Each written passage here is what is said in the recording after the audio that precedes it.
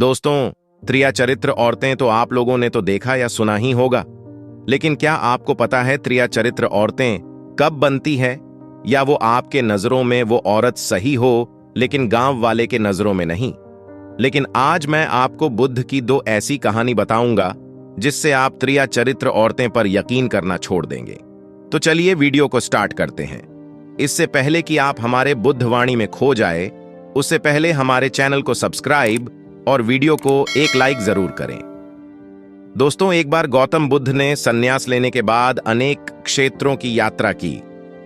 इस दौरान उन्हें तरह तरह के लोग मिले, कोई अपनी परिस्थिति से परेशान तो कोई उनके रूप और व्यक्तित्व से हैरान। एक बार वह एक गांव पहुंचे। वहां एक स्त्री उनके पास आई और उनसे बोली, आप तो बिल्कुल किसी राजकुमार की तरह लगते हैं। क्या मैं जान सकती हूं कि इस युवा अवस्था में आपके गेरुआ वस्त्र धारण करने का क्या कारण है? बुद्ध ने उस स्त्री को विनम्रता पूर्वक उत्तर दिया, मैंने 3 प्रश्नों का हल ढूंढने के लिए संन्यास लिया है। यह शरीर जो युवा व आकर्षक है, जल्दी ही वृद्ध होगा, फिर बीमार होगा और अंत में मृत्यु अवस्था में चला जाएगा।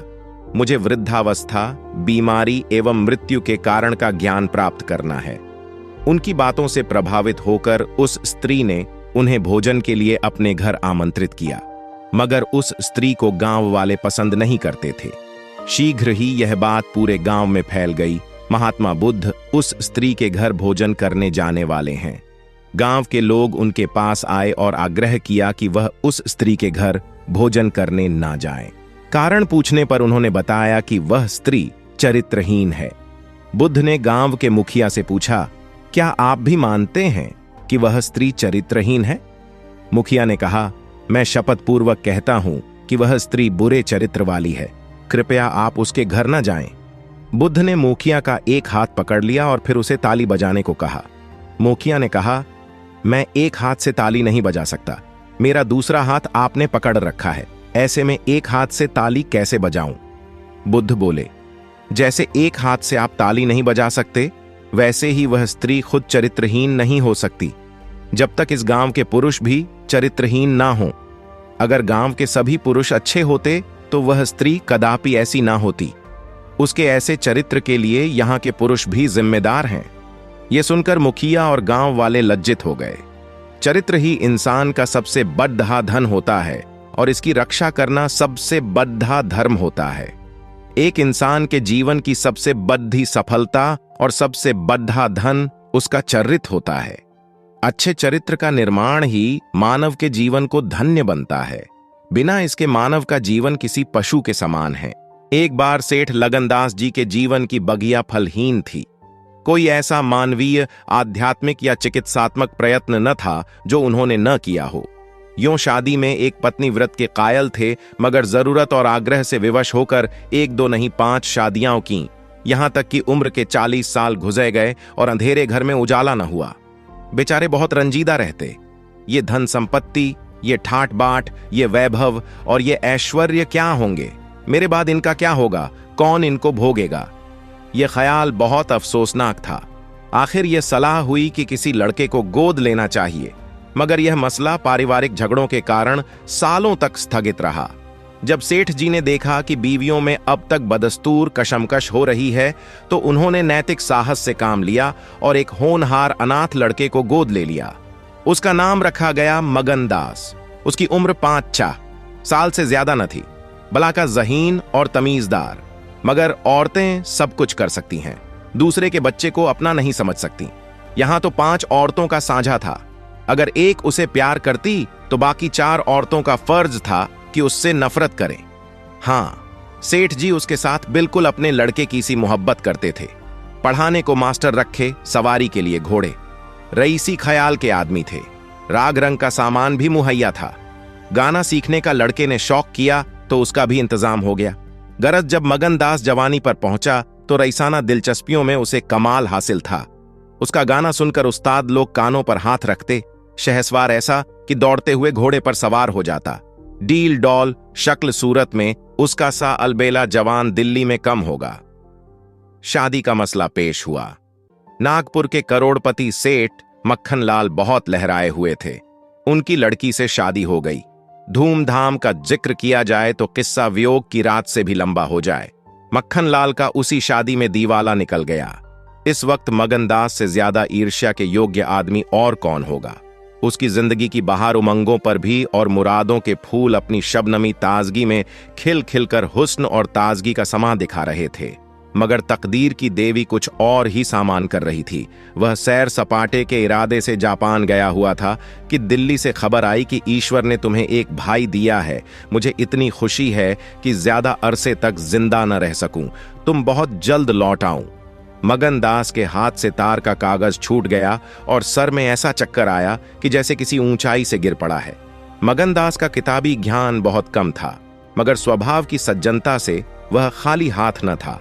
हाथों की उदारता ने, जो समृद्धि का वरदान है, हृदय को भी उदार बना दिया था।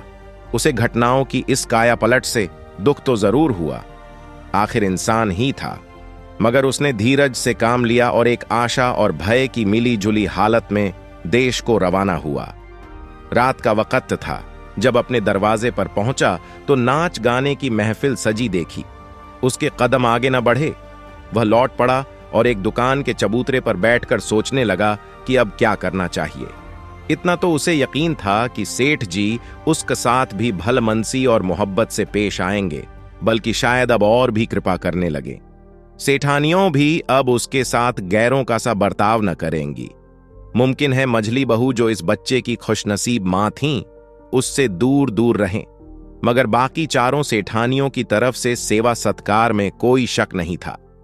उनकी डाह से वह फायदा उठा सकता था। उसके स्वाभिमान ने यह गवारा न किया कि जिस घर में मालिक की हैसियत से रहता था, उसी घर में अब एक आश्रित की हैसियत से जिंदगी बसर करे। उसने फैसला कर लिया कि सब यहां रहना न मुनासिब है न मसलहत। मगर जाऊं कहां? न कोई ऐसा फन सीखा, न कोई ऐसा इल्म हासिल किया जिससे रोजी कमाने की सूरत पैदा होती। रईसाना दिलचस्पियां उसी वक्त तक कद्र की निगाह से देखी जाती हैं जब तक कि वे रईसों के आभूषण रहें। जीविका बनकर वे सम्मान के पद से गिर जाती है। अपनी रोजी हासिल करना तो उसके लिए कोई ऐसा मुश्किल काम न था। किसी सेठ साहूकार के यहां मुनीम बन सकता था, किसी कारखाने की तरफ से एजेंट हो सकता था, मगर उसके कंधे पर एक भारी जुआ रखा हुआ था। उसे क्या करे? एक बड़े सेठ की लड़की जिसने लाड प्यार में परवरिश पाई, उससे यह कंगाली की तकलीफें क्यों कर झेली जाएंगी? क्या मक्खन लाल की लाडली बेटी एक ऐसे आदमी के साथ रहना पसंद करेगी जिसे रात की रोटी का भी ठिकाना नहीं? मगर इस फिक्र में अपनी जान क्यों खपाऊं? मैंने अपनी मर्जी से शादी नहीं की। मैं बराबर इनकार करता रहा। सेठ जी ने जबरदस्ती मेरे पैरों में बेड़ी डाली है। अब वही इसके जिम्मेदार हैं, मुझसे कोई वास्ता नहीं। लेकिन जब उसने दोबारा ठंडे दिल से इस मसले पर गौर किया तो बचाव की कोई सूरत नजर न आई। आखिरकार उसने यह फैसला किया कि पहले नागपुर चलूं, जरा उन महारानी के तौर तरीके को देखूं, बाहर ही बाहर उनके स्वभाव की, मिजाज की जांच करूं। उस वक्त तय करूंगा कि मुझे क्या करके चाहिए। अगर रईसी की बू उनके दिमाग से निकल गई है और मेरे साथ रूखी रोटियां खाना उन्हें मंजूर है तो इससे अच्छा फिर और क्या। लेकिन अगर वह अमीरी ठाठ बाट के हाथों बिकी हुई हैं तो मेरे लिए रास्ता साफ है। फिर मैं हूं और दुनिया का गम। ऐसी जगह जाऊं जहां किसी परिचित की सूरत सपने में भी न दिखाई दे। गरीबी की जिल्लत नहीं रहती अगर अजनबियों में जिंदगी बसर की जाए। ये जानने पहचानने वालों की कनखियां और कनबतियां हैं जो गरीबी को यंत्रणा बना देती हैं। इस तरह दिल में जिंदगी का नक्शा बनाकर मगनदास अपनी मर्दाना हिम्मत के भरोसे पर नागपुर की तरफ चला। उस मल्लाह की तरह जो किश्ती और पाल के बगैर नदी की उमड़ती हुई लहरों में अपने को डाल दे। मगनदास को दिल्ली आए हुए 3 महीने गुजर चुके हैं। इस बीच उसे सबसे बड़ा जो निजी अनुभव हुआ वह यह था कि रोजी की फिक्र और धंधों की बहुतायत से उमड़ती हुई भावनाओं का जोर कम किया जा सकता है। 1.5 साल पहले का बफिक्र नौजवान अब एक समझदार और सूझबूझ रखने वाला आदमी बन गया था। सागर घाट के उन कुछ दिनों से उसे रियाया की इन तकलीफों का निजी ज्ञान हो गया था जो कारिंदों और मुख्तारों की सख्तियों की बदौलत उन्हें उठानी पड़ती है। उसने उसे रियासत के इंतजाम में बहुत मदद दी और गो कर्मचारी दबी जबान से उसकी शिकायत करते थे और अपनी किस्मत और जमाने के उलटफेर को कोसते थे, मगर रियाया खुश थी। हाँ, जब वह सब धंधों से फुर्सत पाता तो एक भोली भाली सूरत वाली लड़की उसके ख्याल के पहलू में आ बैठती और थोड़ी देर के लिए सागर घाट का वह हरा भरा झोपड़ा और उसकी मस्तियां आंखों के सामने आ जाती। सारी बातें एक सुहाने सपने की तरह याद आकर उसके दिल को मसोसने लगती, लेकिन कभी कभी खुद ब खुद उसका ख्याल इंदिरा की तरफ भी जा पहुंचता। गो उसके दिल में रंभा की वही जगह थी, मगर किसी तरह उसमें इंदिरा के लिए भी एक कोना निकल आया था। जिन हालातों और आफतों ने उसे इंदिरा से बेजार कर दिया था वह अब रुखसत हो गई थी। अब उसे इंदिरा से कुछ हमदर्दी हो गई। अगर उसके मिजाज में घमंड है, हुकूमत है, तकल्लुफ है, शान है, तो यह उसका कसूर नहीं, ये रईस सजादों की आम कमजोरियां हैं, यही उनकी शिक्षा है। वे बिल्कुल बेबस और मजबूर हैं। इन बदते हुए और संतुलित भावों के साथ जहां वह बेचैनी के साथ रंभा की याद को ताजा किया करता था, वहां इंदिरा का स्वागत करने और उसे अपने दिल में जगह देने के लिए तैयार था। वह दिन दूर नहीं था जब उसे उस आजमाइश का सामना करना पड़ेगा। उसके कई आत्मीय अमीराना शान शौकत के साथ इंदिरा को विदा कराने के लिए नागपुर गए हुए थे। मगनदास की तबीयत आज तरह तरह के भावों के कारण, जिनमें प्रतीक्षा और मिलन की उत्कंठा विशेष थी, उचाट सी हो रही थी। जब कोई नौकर आता तो वह संभल बैठता कि शायद इंदिरा आ पहुंची। आखिर शाम के वक्त जब दिन और रात गले मिले रहे थे, जनान खाने में जोर शोर से गाने की आवाजों ने बहू के पहुंचने की सूचना दी। सुहाग की सुहानी रात थी, 10 बज गए थे। खुले हुए हवादार सहन में चांदनी छिटकी हुई थी, वह चांदनी जिसमें नशा है, आरजू है और खिंचाव है। गमलों में खिले हुए गुलाब और चंपा के फूल चांद की सुनहरी रोशनी में ज्यादा गंभीर और खामोश नजर आते थे। मगनदास इंदिरा से मिलने के लिए चला। उसके दिल से लालसाएं जरूर थीं, मगर एक पीड़ा भी थी। दर्शन की उत्कंठा थी, मगर प्यास से खोली। मोहब्बत नहीं, प्राणों का खिंचाव था जो उसे खींचे लिए जाता था। उसके दिल में बैठी हुई रंभा शायद बार बार बाहर निकलने की कोशिश कर रही थी, इसीलिए दिल में धड़कन हो रही थी। वह सोने के कमरे के दरवाजे पर पहुंचा। रेशमी पर्दा पड़ा हुआ था। उसने पर्दा उठा दिया। अंदर एक औरत सफेद साड़ी पहने खड़ी थी। हाथ में चंद खूबसूरत चूड़ियों के सिवा उसके बदन पर एक जेवर भी न था। ज्यों ही पर्दा उठा और मगनदास ने अंदर कदम रखा, वह मुस्कुराती हुई उसकी तरफ बढ़ी। मगनदास ने उसे देखा और चकित होकर बोला, रंभा, और दोनों प्रेमावेश से लिपट गए। दिल में बैठी हुई रंभा बाहर निकल आई थी। साल भर गुजरने के बाद एक दिन इंदिरा ने अपने पति से कहा, क्या रंभा को बिल्कुल भूल गए? कैसे बेवफा हो, कुछ याद है उसने चलते वक्त तुमसे क्या विनती की थी? मगनदास ने कहा, खूब याद है, वह आवाज भी कानों में गूंज रही है। मैं रंभा को भोली भाली लड़की समझता था, यह नहीं जानता था कि यह त्रिया चरित्र का जादू है। मैं अपनी रंभा को अब भी इंदिरा से ज्यादा प्यार करता हूं। तुम्हें डाह तो नहीं होती?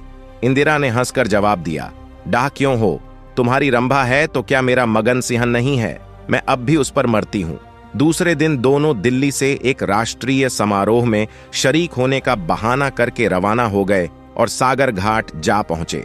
वह झोपड़ा, वह मोहब्बत का मंदिर, वह प्रेम भवन फूलों और हरियाली से लहरा रहा था। चंपा मालिन उन्हें वहां मिली। गांव के जमींदार उनसे मिलने के लिए आए। कई दिन तक फिर मग्न सिंह को घोड़े निकालने पड़े। रंभा कुएं से पानी लाती, खाना पकाती, फिर चक्की पीसती और गाती।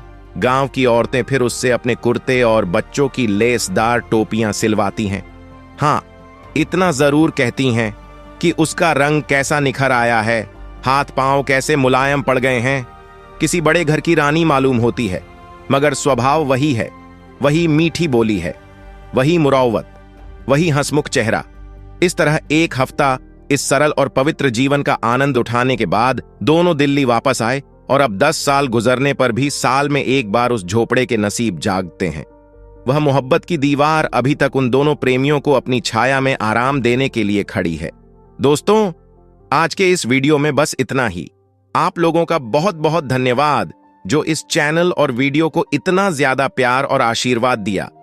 तो दोस्तों, आज का वीडियो आप लोगों को कैसा लगा हमें कमेंट बॉक्स में अवश्य लिखिएगा। ऐसे ही रोचक वीडियो आपके लिए लाता रहूंगा। मिलते हैं एक नई वीडियो में, तब तक के लिए अपना ख्याल रखिएगा।